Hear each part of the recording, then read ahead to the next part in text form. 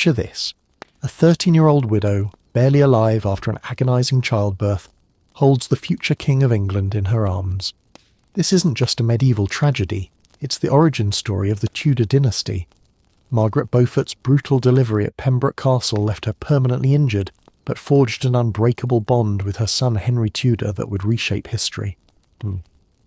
How did this traumatised child become one of England's most formidable political masterminds? And what dark secrets did she hide in coded letters to her exiled son? So, before you get comfortable, take a moment to like the video and subscribe, but only if you genuinely enjoy what I do here. And don't forget to post your location and local time in the comments. I love seeing where and when you're all tuning in from. Margaret Beaufort was born into a world where bloodlines were both a privilege and a death sentence. In 1443, she drew her first breath as the sole heiress of the disgraced Beaufort line. Royal bastards descended from John of Gaunt and his mistress Catherine Swynford. Though legitimised by papal decree, their lineage carried an asterisk. They could inherit wealth and titles, but never the crown. This legal nuance made them perpetual chess pieces in England's power games. Her father, John Beaufort, died when she was 1 year old, officially by suicide, though chroniclers whispered of murder.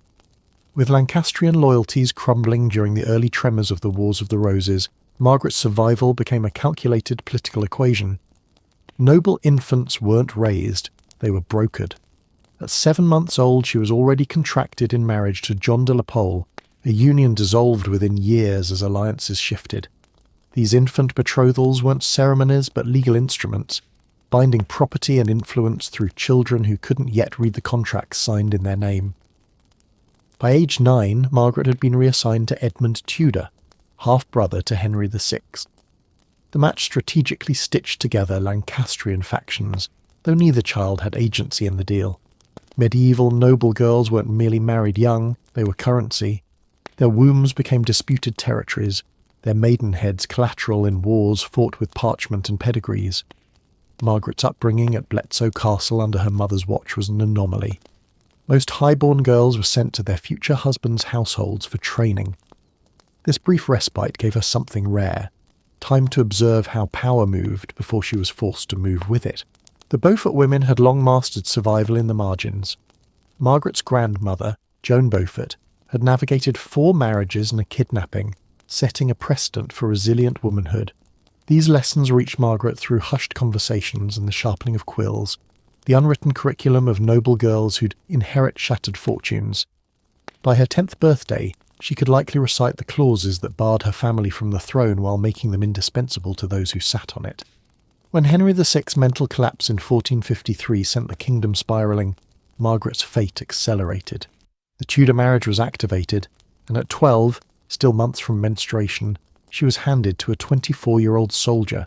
The deal was sealed not with a kiss, but with the urgent need to produce a Lancastrian heir as Yorkist ambitions flared. For Margaret, childhood ended the moment her bloodline's value outweighed her humanity. Margaret Beaufort was barely 13 when she went into labour at Pembroke Castle in 1457. Traditional midwifery manuals of the era explicitly warned that girls under 15 lacked the pelvic maturity for safe childbirth, calling it nature's cruelty to marry them so young. Yet political expediency ignored biology. Her husband Edmund Tudor, determined to secure a Lancastrian heir before Yorkist forces could intervene, had consummated the marriage immediately, likely before Margaret had even experienced her first menstrual cycle. The mechanics of Margaret's body betrayed her.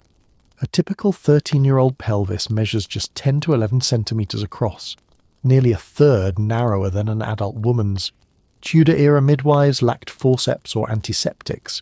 Their tools were prayer and crude manual techniques. Contemporary accounts describe how Margaret's attendants resorted to pulling the fetus into the birth canal with oiled linen strips when contractions failed. The ordeal lasted over 48 hours in a chamber thick with burnt rosemary and stale rushes, an attempt to mask the scent of blood and infection. Midwifery rolls from Carmarthenshire noted the aftermath in sparse Latin. The child lives, the mother broken. Henry Tudor emerged frail but breathing, while Margaret suffered injuries that medieval physicians called the mother's curse. likely a combination of pelvic fractures and obstetric fistula. The trauma left her unable to bear another child, a catastrophic outcome for a noblewoman whose worth was measured in heirs. Some chroniclers claim she nearly succumbed to childbed fever, saved only by the desperate application of mouldy bread poultices, an early antibiotic remedy. This single agonising delivery rewired Margaret's existence. Where most medieval women faced repeated pregnancies until death or menopause, she now had exactly one living heir to protect. The psychological impact surfaces in later records. Her obsessive letters about Henry's health, her pathological hoarding of his childhood garments. For all Tudor's later political genius, her actions consistently reveal the scars of a woman who'd nearly died bringing a single life into the world. Foreign ambassadors would later describe Margaret's meticulous accounting of Henry's heightened diet during his exile, as if measuring the biological viability of England's future. Modern obstetrics confirms what she intuited through trauma. Her son's survival against the odds was borderline miraculous. Stillbirth rates for mothers under 15 in pre-modern societies hovered around 40%, with maternal mortality exceeding 15%. The arithmetic made Margaret's obsession rational. She'd gambled her body and nearly lost. Pembroke Castle's birth chamber became both wound and weapon. While her contemporaries produced heirs like crops rotated through fertile fields, Margaret leveraged her barrenness into political focus. With no other children to distract her, she concentrated everything — finances, connections, even her subsequent marriages — on Henry's survival.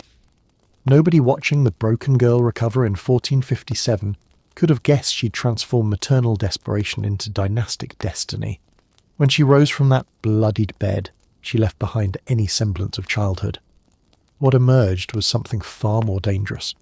A woman who'd stared at mortality and decided to outmaneuver it. Margaret Beaufort became a widow before she'd even become a mother. Her husband, Edmund Tudor, died of plague in November 1456, leaving a 13-year-old girl 6 months pregnant in the middle of a civil war. The timing couldn't have been worse. Yorkist forces held London, and Lancastrian loyalists like the Tudors were being hunted. For most noble widows, remarriage offered protection, but pregnancy made Margaret untouchable, a temporary limbo that left her exposed. She fled to Pembroke Castle in Wales that winter, a journey that should have taken weeks but stretched into months. Roads were patrolled by enemy soldiers, forcing her party to detour through marshlands. Cold and malnourishment plagued the trip, conditions known to trigger premature labour. Margaret's attendants later recounted how she wrapped her swollen belly in wool strips, attempting to stabilise the child inside as their cart jolted over frozen ruts. Every mile increased the risk of miscarriage, which in her case would have meant political annihilation. Aristocratic widows typically faced two choices: retire to a convent or remarry immediately. Pregnancy complicated both options. Convents refused expectant women, while Margaret's condition made her a poor marital prospect. No lord wanted another man's child as his first heir. Legal records show she retained control of her Beaufort inheritance through a technicality. Feudal law considered her a feme sole while carrying a child. This fragile legal status became her only shield until she could produce a viable heir. The birth's disastrous outcome, her fertility destroyed, her son barely surviving, should have ended Margaret's political relevance. Instead, it concentrated her purpose. With no hope of additional children, every decision now orbited around Henry's survival. She moved to reconcile with Yorkist factions. Calculating temporary submission was preferable to martyrdom. When Edward IV took the throne in 1461, Margaret secured a place at his court while secretly funneling money to Henry's guardians in Wales. Her second marriage to Henry Stafford in 1458 appeared pragmatic on the surface. Stafford was a Yorkist sympathiser, which offered cover for Beaufort properties, but Margaret negotiated unprecedented terms. She kept separate finances and visitation rights to Henry. Modern scholars examining the marriage contracts found clauses ensuring Stafford couldn't interfere with her son's upbringing. Few medieval wives, let alone 14-year-old widows, could command such terms. The entire Lancastrian cause now rested on a toddler who'd nearly died at birth, and the teenage mother who refused to let either of them fade into obscurity. While other widows remarried to produce new heirs, Margaret pivoted entirely. She began studying estate management, the first hint of the political operator she'd become. Stafford's lands provided revenue streams she meticulously diverted toward Henry's protection. Every ledger entry, every flattering letter to Yorkist nobles served one goal: keeping her single fragile heir alive until the political winds shifted. Margaret's later accounts revealed she kept a lock of Henry's baby hair wrapped in parchment inside her psalter. On the same page she'd copied verses about divine deliverance, not prayers for the soul, but for preservation. The widow who couldn't secure her own future had staked everything on the whim that destiny might spare her son. Few recognised it yet, but England's future was being shaped by a woman whose entire strategy boiled down to protecting the one piece of leverage she still possessed. A boy who shouldn't have survived infancy. Margaret Beaufort's body had failed her, but her mind remained razor-sharp. By age 15, when most noblewomen were preoccupied with producing their next child, she was assembling one of the finest private libraries in England. This wasn't just leisure reading, it was strategic survival. In an era when fewer than 1 in 10 women could sign their own name, Margaret mastered Latin, French, and legal English with the precision of a royal clerk. Her psalter from this period survives at Cambridge University, its margins crammed with notes that reveal her thought process. Next to a prayer for protection, she calculated troop movements during the Wars of the Roses. Beside a psalm about wisdom, she drafted clauses for land contracts. This wasn't devotional practice, it was political training disguised as piety. The book itself became a covert ledger, its gilded pages hiding calculations about fortification costs and grain supplies. The breadth of her studies would stagger modern scholars. Estate management records show she studied canon law, mastering the complex rules governing inheritance and marriage dispensations. She pored over texts on military strategy, annotating passages about supply lines and siege warfare. Her personal chaplain later claimed she could debate theology with bishops, a dangerous skill for a woman in an age when heresy meant burning. This education came at enormous personal risk. When Margaret's second husband, Henry Stafford, discovered her studying late at night, household accounts note he ordered extra candles, not as encouragement but as surveillance. Medieval men feared educated wives. A literate woman could challenge financial records or rewrite wills. Margaret learned to hide her volumes beneath embroidery frames, using needlework as cover for her studies. Her fluency in legal jargon proved crucial when negotiating Henry's wardship in 1462. Where most widows relied on male attorneys, Margaret personally drafted clauses ensuring she retained visitation rights. She inserted conditional phrases like "provided that the said Margaret may have access" into contractual Latin, exploiting loopholes most women couldn't decipher. Lawyers working for William Herbert, Henry's custodian, later complained about the lady's tiresome exactitude in legal matters. By 20, Margaret had transformed herself into something unheard of, a female political operator who could outmaneuver trained bureaucrats. Her account books from the 1460s show payments to scribes at the Inns of Court, suggesting she commissioned copies of precedent cases. She cultivated relationships with chancery clerks who could provide off-the-record advice. While Yorkist lords dismissed her as a barren widow, she was reverse engineering their power structures through parchment and ink. The greatest evidence of her scholarly influence emerges in Henry Tudor's later reign. When he became king, his proclamations carried an unusual trait. They quoted obscure legal texts usually known only to specialists. These weren't the work of his advisors, but precise references from books Margaret had owned decades earlier. Her marginal notes about royal prerogatives and succession precedents became the blueprint for Tudor propaganda. Margaret's library did more than educate her, it weaponized her. While warlords swung swords, she deployed statutes. When noblemen plotted with armies, she countered with carefully cited legal arguments. The lessons she absorbed illuminated a path others couldn't see: how to overthrow a regime using not violence, but the quiet power of precedent properly applied. Her greatest discovery wasn't in any manuscript, but in the realization that knowledge could compensate for all she'd lost. Where physical childbearing had nearly destroyed her, intellectual labour gave her power to shape England's future. The woman who couldn't produce more heirs would instead midwife an entire dynasty through the force of her mind alone. Margaret Beaufort approached her second marriage with the precision of a military campaign. At 17, already scarred by childbirth and widowed once, she agreed to wed Sir Henry Stafford, but not before dictating terms that would reshape the typical power dynamics of marriage. The contract, preserved in the National Archives, contains clauses guaranteeing her continued control over Beaufort inheritance in explicit terms uncommon for women of her era. Where most noble brides surrendered their lands to their husband's management, Margaret ensured Stafford could only administer, not sell or mortgage, her properties. Stafford himself was a calculated choice. Though nominally Yorkist, his Buckinghamshire estates neighboured key Lancastrian sympathisers. More importantly, as the younger son of the Duke of Buckingham, he lacked the resources to dominate his wife financially. Household records show Margaret maintained her own separate accounts, a rarity that allowed her to funnel money to her son Henry's caretakers in Wales. The marriage appeared conventional. Stafford fought for Edward IV at key battles, but beneath the surface it functioned as protective camouflage.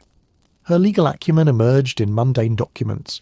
A 1467 land transfer between them includes an oddly specific clause. Should Stafford die, certain properties would revert directly to Margaret rather than passing through his male relatives. Standard jointure agreements typically favoured the husband's lineage. This provision, buried in dense Latin text, created a financial pipeline she'd later use to support Henry's exile. Contemporary lawyers noted its irregularity in marginal notes. One scribbled dubious precedent beside the passage. The marriage also gave Margaret access to critical intelligence networks. Stafford's position in Edward IV's affinity meant she received news of court manoeuvres weeks before most Lancastrian sympathisers. Letters to Jasper Tudor, intercepted by Yorkist agents and preserved in the Westminster archives, show her relaying troop movements through coded references to merchants travelling north. She played both sides without committing to either, all while keeping Henry's claim alive through careful epistolary hints. When Warwick the Kingmaker rebelled in 1470, temporarily restoring Henry VI, Margaret positioned Stafford as mediator between factions. His battlefield injuries that year, records describe a lance wound to the thigh, conveniently kept him from fighting against the Lancastrian resurgence. Margaret used his convalescence to make contact with rehabilitated Lancastrians, renewing connections that would prove vital later. Everything had dual purposes. Nursing, her husband built her political network.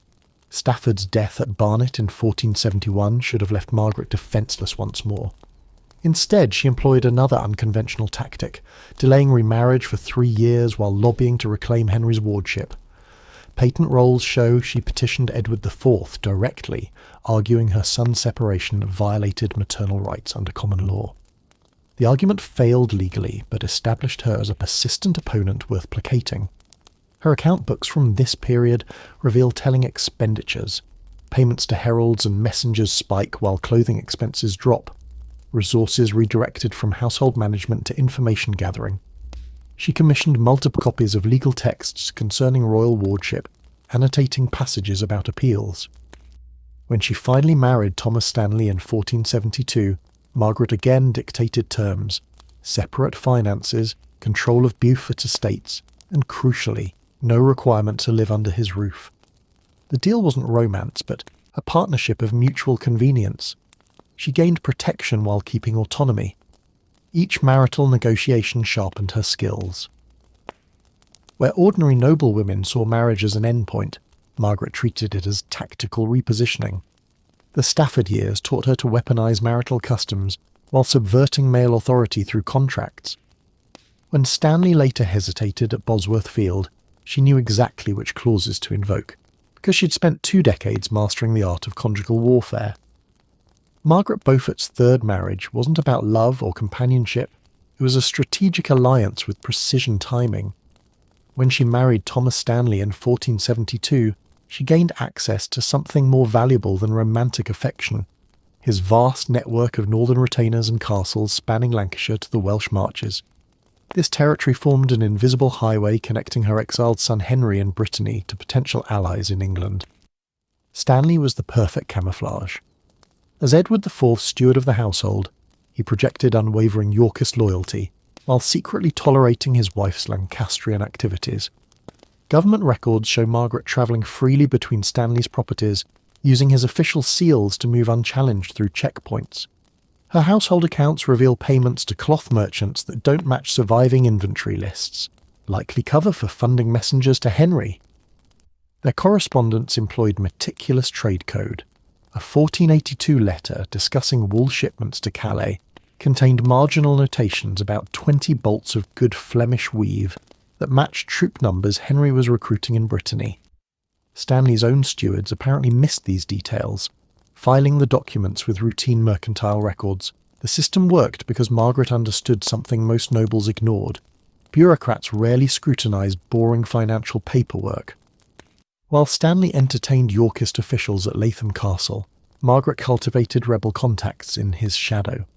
She hosted so many pilgrims travelling to St. Winfried's Well that Richard III later accused her of using the shrine as a rendezvous point. The pipe rolls show her donating large sums to churches along major roads, convenient way stations for covert messengers. Every act of piety served a dual purpose. The marriage's real genius lay in its compartmentalisation. Stanley maintained plausible deniability by avoiding direct contact with Henry's agents, while Margaret used her position as his wife to access sensitive information. When Edward IV died unexpectedly in 1483, she learned of the political crisis weeks before most of England thanks to Stanley's court connections. That early warning allowed her to immediately contact Henry about Richard III's usurpation. Stanley's neutrality wasn't indifference, it was insulation.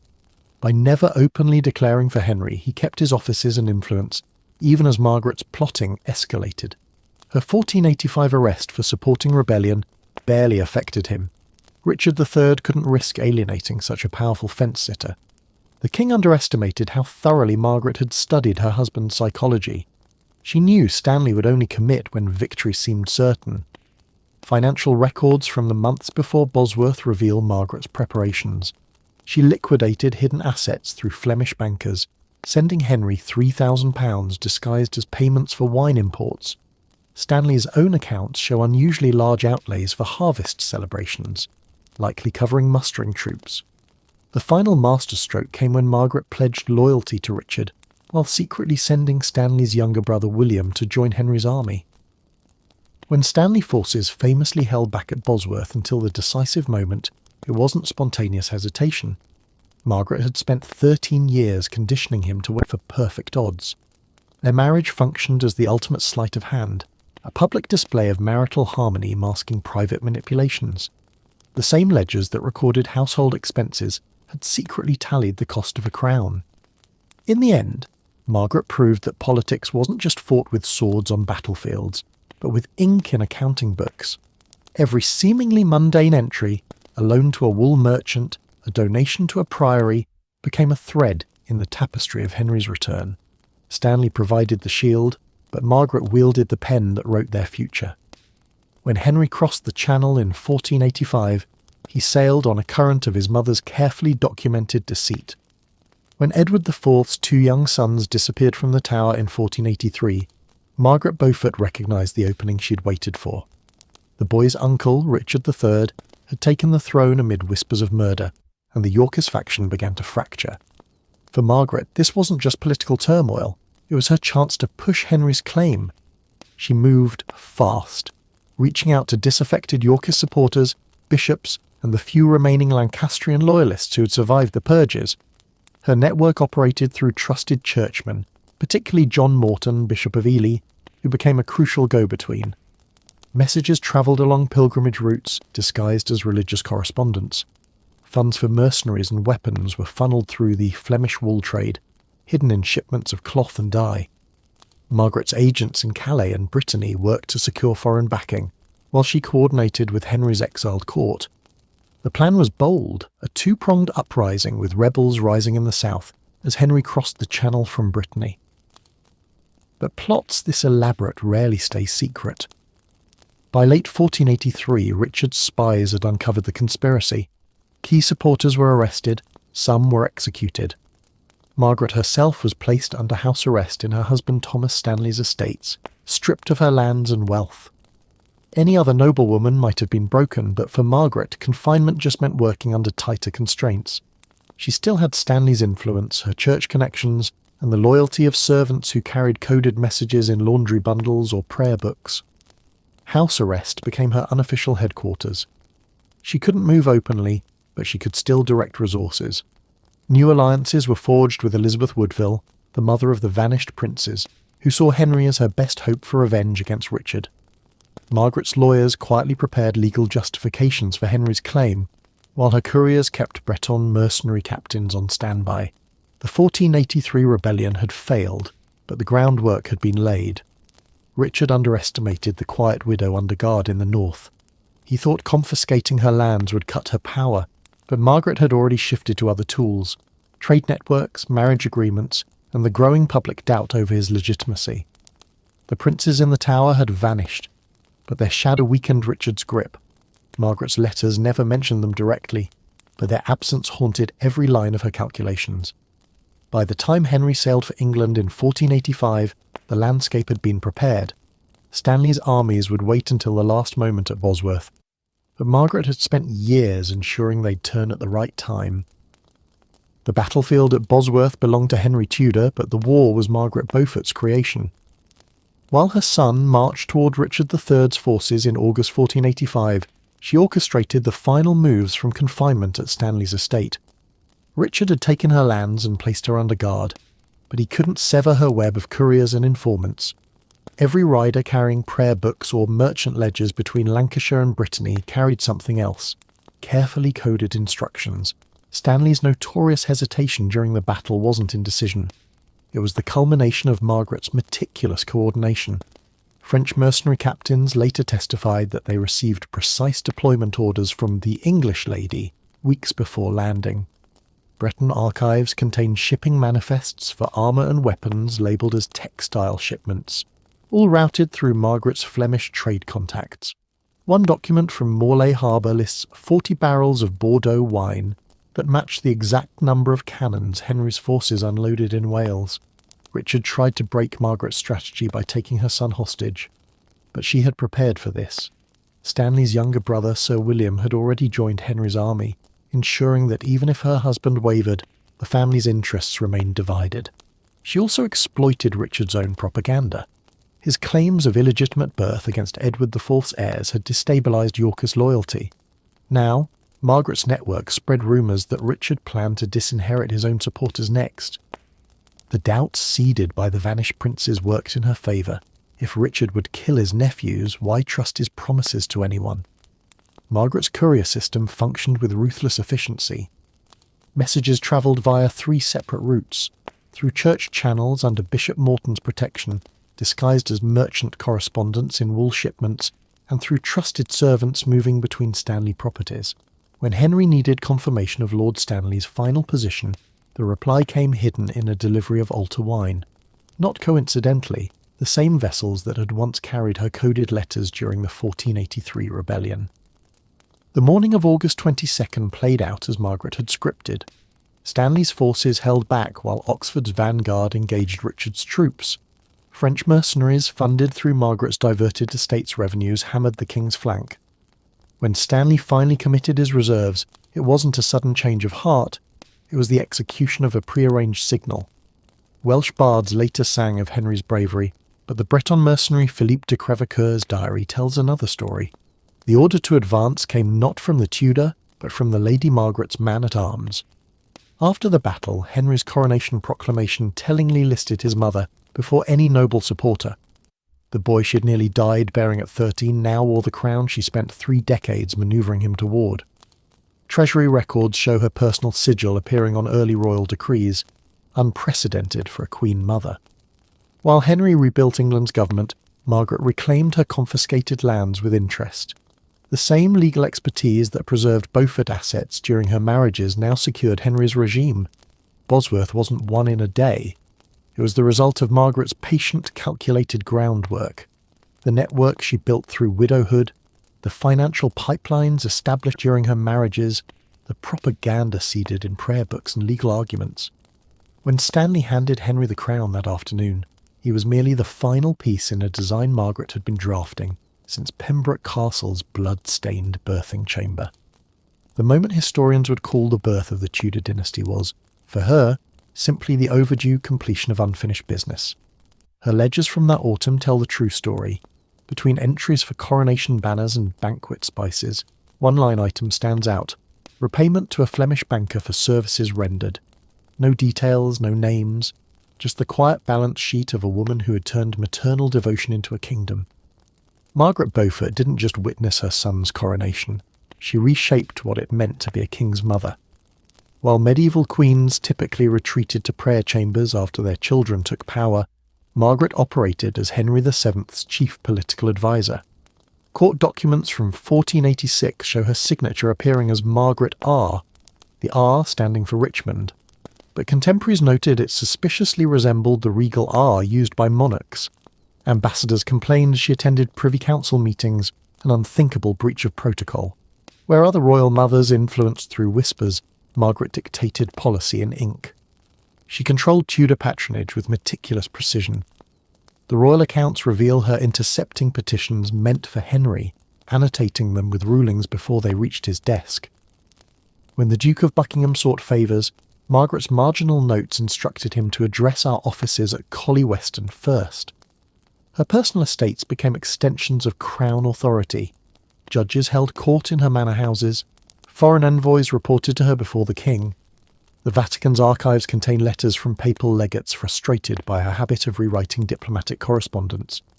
Her most enduring power plays happened in academia. In 1505 she refounded Christ College, Cambridge, specifying in the charter that scholars must pray for her family in perpetuity. The curriculum emphasised law and rhetoric, skills useful to Tudor bureaucrats. She later established St John's College, installing sympathetic theologians who would shape Henry VIII's religious policies. These weren't charitable donations, but intellectual factories producing loyal administrators.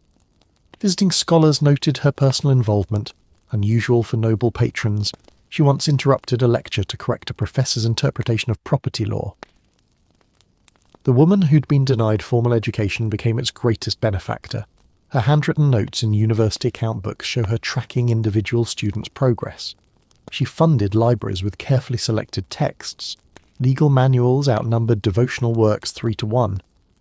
When her friend Bishop Fisher advocated for Greek studies, Margaret approved funding but insisted Latin remain the primary language of instruction. She understood vernacular texts could spread dangerous ideas. Classical languages kept knowledge elite. Margaret's household mirrored this controlled enlightenment. Her scribes produced beautifully illuminated manuscripts, but only after she vetted the content.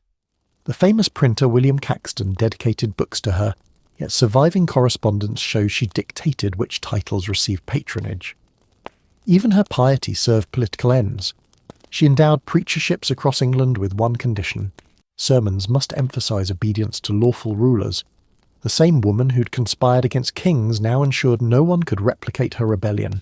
Foreign courts struggled to categorise her role. The Spanish ambassador initially addressed her as Highness, then nervously corrected to My Lady the King's Mother. Venetian merchants listed her separate from royal households in their ledgers, adding a special column for Beaufort transactions. In an era where power required physical presence, she mastered proxy rule. During Henry's campaigns in France, she governed through letters sometimes signed with the startling phrase "by the Lady Margaret's command." Her influence peaked during Prince Arthur's marriage negotiations. While Henry VII focused on dowries, Margaret scrutinised the treaty's succession clauses. Spanish lawyers objected when she insisted Catherine of Aragon learn English customs, not Castilian traditions, for ruling. The final agreement contained Margaret's handwritten addition, requiring Catherine to be guided by the king's most gracious mother in all matters of estate. Churchmen like John Fisher praised her humility, but her actions reveal undeniable ambition. She wore widow's weeds to the end, yet beneath the dark robes flowed cloth of gold linings. Her tomb at Westminster Abbey was designed years before her death, its Latin inscription carefully composed to emphasise her bloodline's legitimacy rather than her marriages. Every sculpture, every prayer endowment, every college fellowship served one purpose: cementing Tudor permanence using the very tools, law, faith, education, that had once been denied to her. When Henry VIII inherited the throne in 1509, Margaret reportedly handed him not just the crown, but a ledger listing all royal debts and allies. The girl forced into maternity at 13 had engineered something unprecedented. A mother's legacy measured not in children raised, but in institutions built. The colleges still stand, their chapels echoing with the Latin rites she commissioned. The woman who nearly died giving birth to a dynasty ensured her voice would outlast every Tudor monarch. When her grandson, Henry VIII, was born in 1491, the dynasty she'd sacrificed her body to create reached its culmination. The pregnant 13-year-old who screamed through labour at Pembroke Castle had become the architect of royal succession. Court artists would later symbolise this transformation. Margaret's personal emblem showed stems emerging from broken roots, an apt metaphor for how agony begat power. Henry VIII's birth represented Margaret's ultimate victory. Her traumatic delivery had left her incapable of bearing more children, forcing her to concentrate everything on one heir. Now she witnessed that heir produce his own successor. The timing of her death in 1509, just 2 months after Henry VIII's coronation, feels almost scripted. She lived long enough to see the dynasty secured, then departed before her controlling instincts could clash with her famously willful grandson. Westminster Abbey's records show she attended Henry VIII's first parliament, likely watching with grim satisfaction as he confirmed Tudor succession laws. The physical damage from Margaret's childbirth shaped Tudor governance in unexpected ways. Chronic pelvic injuries forced her to ride in a specialised litter during later life, transforming this mobility aid into a symbol of authority. When Elizabeth of York went into confinement before Henry VIII's birth, Margaret personally supervised the arrangements. Medieval sources note she insisted on multiple midwives and physicians present, a stark contrast to her own solitary agony. Her trauma became institutional wisdom passed to the next generation of royal mothers. Margaret's tomb at Westminster Abbey tells its own story through careful omissions. The Latin inscription emphasises her descent from John of Gaunt but never mentions her husbands by name, unheard of for noble women of the period. Instead, it proclaims her as mother of Henry VII, grandmother of Henry VIII, making maternity rather than marriage the defining fact of her legacy. The sculpture shows her hands clasped in prayer, but the folds of her cloak conceal a subtle detail. The Beaufort portcullis emblem appears larger than the Tudor rose. Even in death, she asserted which family had truly shaped history. This calculated messaging extended to Henry VIII's upbringing. The prince's early tutors included scholars Margaret had groomed at Cambridge, ensuring he absorbed her views on royal authority. When the young king later broke with Rome, he echoed arguments first crafted in his grandmother's legal petitions about sovereign power. The woman once barred from inheriting due to her gender had indirectly written the playbook for England's most famous monarch. Margaret's influence persisted through institutional creations. The colleges she endowed at Cambridge became nurseries for Tudor bureaucrats. Thomas Cranmer and Hugh Latimer both studied under her patronage. These men would later guide Henry VIII's religious reforms. Her insistence on education as a tool of control became state policy. Tudor propaganda portrayed the monarchy not just as rulers, but as enlightened patrons. The screaming girl in Pembroke's birthing chamber became England's unexpected founding mother. Where other medieval noblewomen faded into the background, Margaret's suffering gave her an unparalleled claim on the Tudor narrative. Pain she could never forget became a dynasty England couldn't escape. Modern visitors to Westminster Abbey often pause at her tomb without realising. The bones inside represent both a medieval trauma and the making of modern Britain. When historians debate whether Margaret or Henry VII deserved credit for founding the Tudor state, they miss the point. The dynasty wasn't forged on battlefields or in council chambers, but in that single catastrophic childbirth where politics and biology collided. Every portrait of Henry VIII, every document bearing the Tudor rose, carries faint echoes of screams from Pembroke Castle, proof that history sometimes turns on the suffering of children. Margaret ensured England would never forget that lesson. Her grandson ruled with the certainty of a man who knew his existence had nearly killed his own mother, and knowledge shaped everything from his marriages to his wars.